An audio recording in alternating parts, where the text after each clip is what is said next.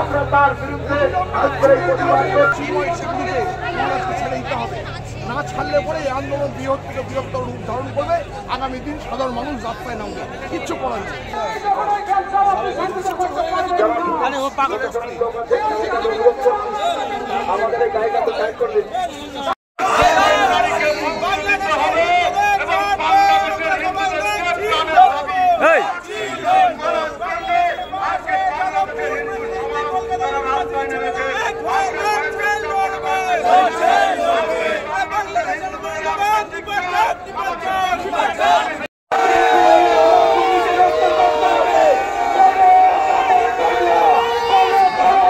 করতে আসছেন আরেক গেরুয়াধারী সন্ন্যাসী সঞ্জয় শাস্ত্রী মহারাজ।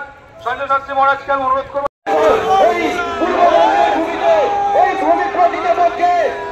হিন্দুর ভূমি, আর সেখানে হিন্দুরা সংখ্যালঘু ভূমি নয়, আর সেখানে হিন্দুদের জীবন বিপন্ন, আর সেখানে হিন্দুরা সম্পূর্ণভাবে ইসলামিক ক্রিয়াধীন করার জন্য আজ শুধুমাত্র বাংলার হিন্দুরাই চিৎকার করলে হবে না, তাদের শুধু প্রতিবাদ ভূমিকা প্রদানের মিছিল আছে। সম্বন্ধে আমাদের কোনো আইডিয়া নেই, আমরা হিন্দু জানি নাই করছি আমাদের প্রধানকে করা হয় তা আপনারা আমার জমিতে নিতে পারে।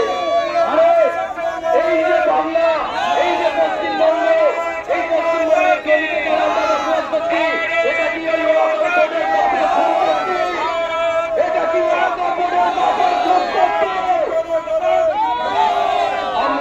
এখনই রাস্তায় না নামুন। সুযোগ আপনারা পান না, জানতে আপনারা পান না যে কোথায় প্রতিবাদ হচ্ছে।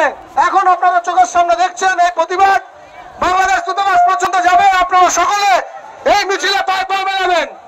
দিনের পর দিন হিন্দুদের সঙ্গে যে অন্যায় হয়ে চলেছে তার বিরুদ্ধে রাম বলে ঝাঁপিয়ে পড়,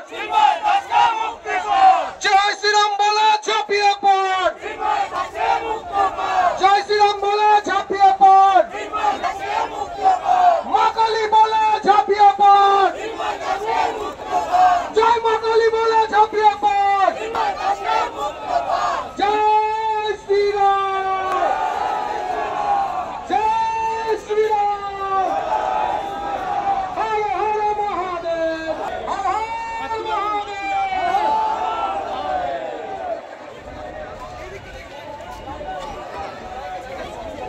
লাইন করা না, লাইন করা, লাইন করা।